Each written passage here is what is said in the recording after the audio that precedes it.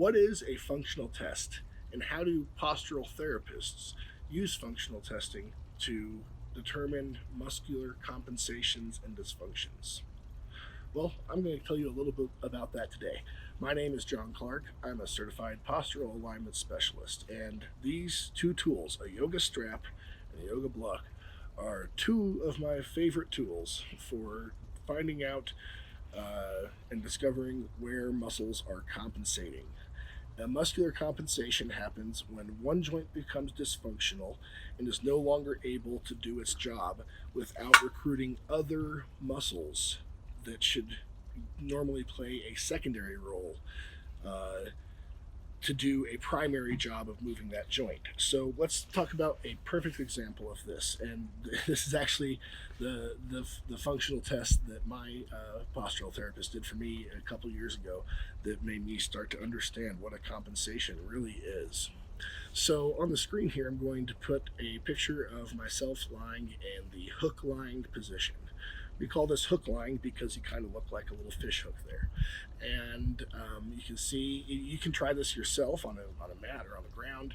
You just have your palms, your arms at 45 degrees, palms facing up, and your feet flat on the ground, and your feet, knees, and hips and shoulders all in alignment. So once you're in that position, you can grab a yoga block and put it between your knees. Now, uh, you can squeeze that block maybe 10 times with like 25% effort or so, and then press and hold that block and start squeezing a little harder, a little harder, a little harder. And at some point, if you have a certain type of compensation pattern, which is very common, especially in people with an anterior pelvic tilt, so if you walk with your butt sticking out because your pelvis is tilted forward, then this is something that you'll almost certainly have. You'll notice that your lumbar spine wants to start arching off the ground and pull off the ground and try to do the work of squeezing this block. Now, why is that?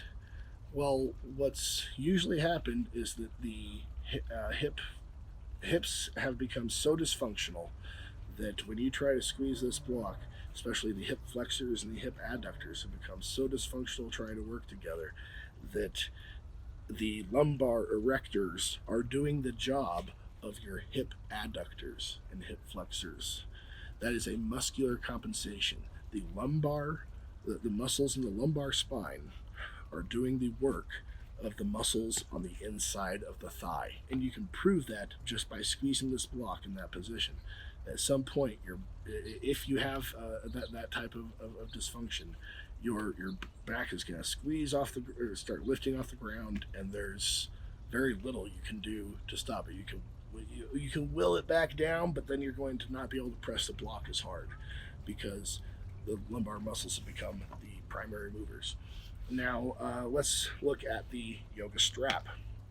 I'll put a picture of myself on the screen here in the same position, hook lying, with this strap just above my knees going around the thighs. And now I'm going to try to squeeze that block. I'm sorry, I'm going to press against the strap and try to do pelvic tilts, just a simple rolling of the pelvis. And uh, if I do that without the strap first, when I first started trying to do this a couple years ago, when I first started postural therapy, I would notice that without the strap, I had like an okay range of motion. It seemed not full by any means, but I could move it some. And then I would put the strap around my legs and press the strap, and I like could not move my pelvis at all. That's because my pelvis had become so dysfunctional that my hip abductors were doing all the work. So once I locked out the hip abductors, I locked them into a contraction.